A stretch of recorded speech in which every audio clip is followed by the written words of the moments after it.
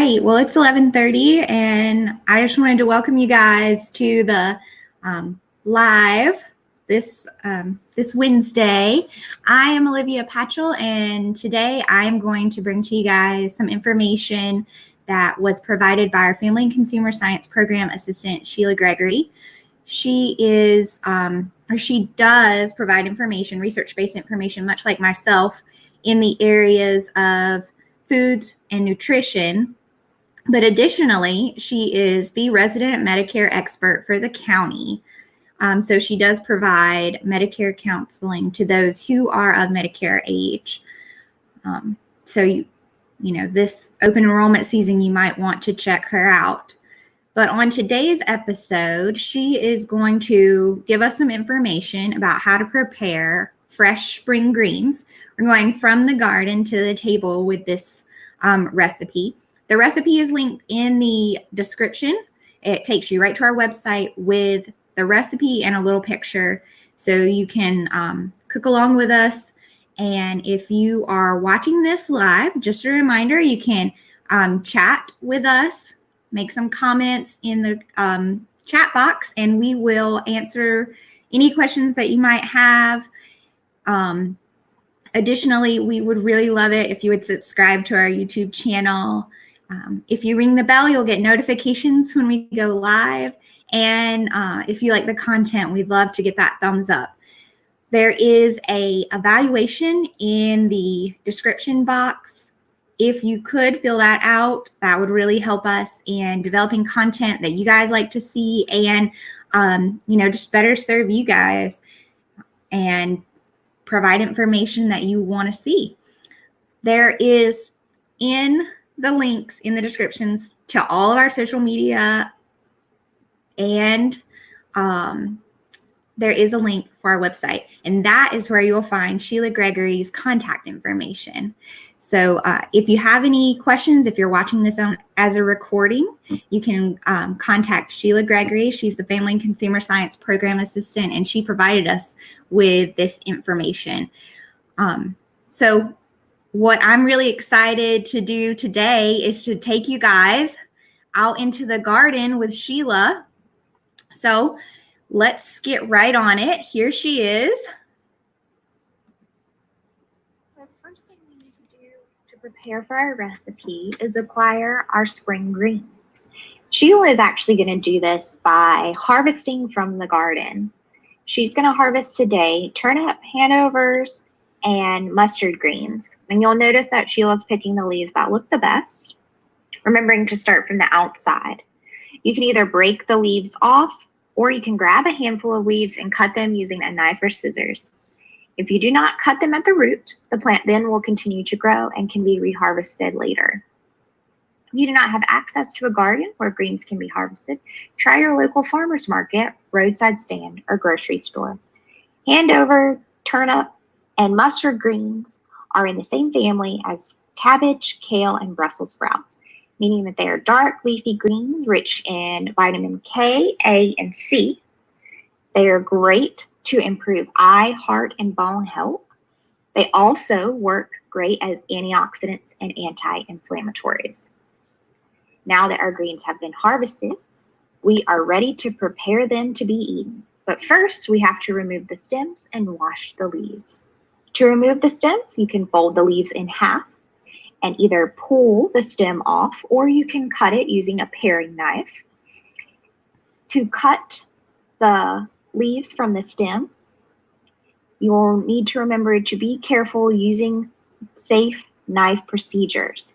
We're going to hold the knife in one hand, and then using the other hand, place our leaf on a cutting board. That the hand holding the leaf will make a claw, tucking the tip of the fingers underneath the first knuckle, and then we'll slowly press the center of the knife down into the leaf and pull it along the stem until the stem is freed from the leaves. Next, we will have to wash these leaves, and because these type of greens tend to have curly leaves, they often take a little bit more effort to wash. You can place them in an empty clean sink or bowl, add water, and 1 teaspoon of salt.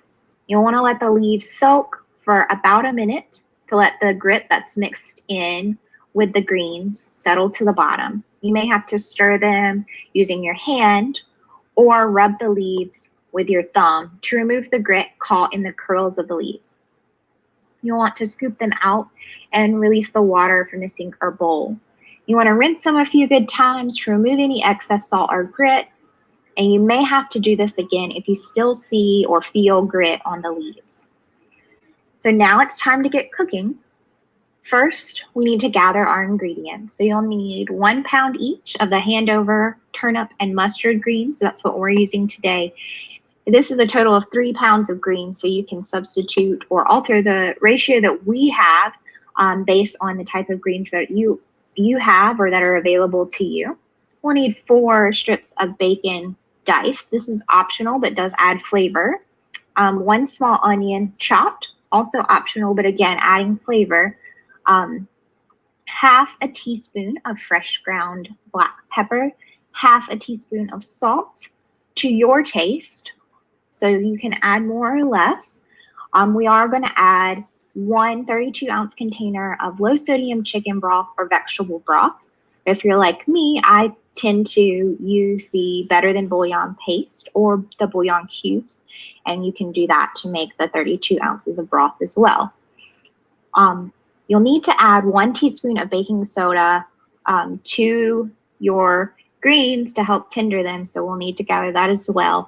And then a half teaspoon of crushed red pepper or any other seasoning of your choice. And then we will need 2 cups of water. So once we've gathered all of our ingredients, we will need to gather our equipment. So for this recipe, you will need a large Dutch oven-sized pot with a lid, something to stir with, and a strainer. We will begin by adding chicken broth and 2 cups of water to our pot and bring it to a boil. Once it's come to a boil, we'll add the greens, salt, pepper, diced bacon, and baking soda, onions if you'd like, and any other seasonings. We'll cover the pot with a lid, then bring it back to a boil. Once it returns to that boil, we're going to reduce the heat to a simmer and cook the greens until they are tender, stirring occasionally. And this will typically take between 30 and 45 minutes. At this point, too, you could add in the meat of your choice, maybe some small red potatoes as well. Once the greens and other ingredients are tender, you can remove the greens from the stove. You can use a strainer to drain them from the juices and place them in your favorite dish. This is a great side dish, or with the addition of the meat and potatoes, would be a great main course. I hope you enjoy this seasonally traditional Southern greens recipe.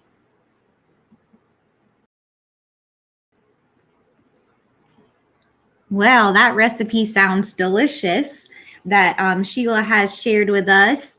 I do see that we have a question in the chat box, and so the bacon does not have to be pre-cooked as long as you put it in at the beginning of your cooking time. If you feel more comfortable pre-cooking it, then you could do that as well. And Sheila actually chimed in. Great job, Sheila, and answered that question for us. So nice when we all work together. I do want to remind you guys that this recipe is very versatile, and you can use a variety of greens that are available to you at your local farmer's market, roadside stand, or even the grocery store.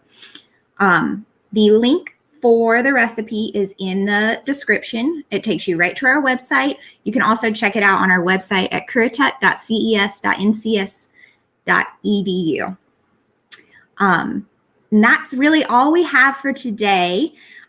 Don't forget, subscribe, ring the bell if you want notifications, like the video, give us a thumbs up if you like the video. There is a link in the description with a evaluation. We would love to get some more ideas about what you guys would like to see so that we can make content that you want to watch. So tomorrow, all the days are running together. Tomorrow, we will tune in at 11:30 for Cameron Lowe, our Currituck County CED. She is doing a spring cleaning live, and if you're like me, every down moment we are cleaning something out. I've seen all those spring cleaning events on Facebook where people are trying to get rid of their stuff. So join Cameron tomorrow at 11:30, same place, same time, and she can help you clean out those things you've always wanted to do. Thank you guys for joining us. See you then.